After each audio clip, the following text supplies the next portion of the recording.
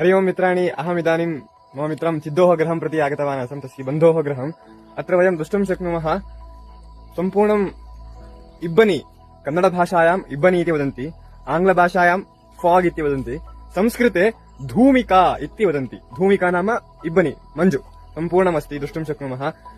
तस्मिन् अपरपार्श्वे पश्यामः चेत् वनमस्ति। अनन्तरं वयं गत्वा पश्यामः। इदानीमहम् अस्य चिद्दोः गृहं प्रति आगतवान् आसम् इति उक्तवान्। गृहे गोष्ठः अस्ति, नाम गोशाला, तत्र गत्वा पश्यामः। एषः गोष्ठः, एतस्याः नाम सीता। अधः एकः वत्सः अस्ति, तस्य नाम गणेशः।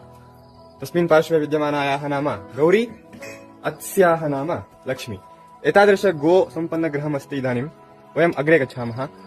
आवां गौ पर्वतं प्रति गच्छन्तौ आस्म, तदा एका प्राचीना दोला दृष्टा, बहु सम्यक् अस्ति। एकवारम् उपविश्य पश्यामः।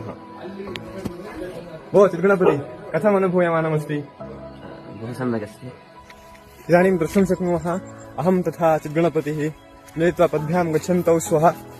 अत्र बहु सुन्दरदृश्यं, पृष्ठतः सम्पूर्णं हरिद्वयं क्षेत्रं, पृष्ठतः धूमिका, बहु सुन्दरमस्ति। मित्राणि, अहमिदानीं कुल्यायां स्थितवान् अस्मि। अत्र द्रष्टुं शक्नुवन्ति, मम पादः तावदेव जलमस्ति। बहु सम्यक् अस्ति क्रीडितुं। वस्त्राणि न आनीतानि, नो चेत् अहं क्रीडामि स्म। इदानीं वयं जलक्रीडां समाप्य आगतवन्तः। इदानीं सूर्यमहोदयः अपि उपरि आगतवान् किञ्चित्, अतः सम्यक् प्रकाशः अस्ति।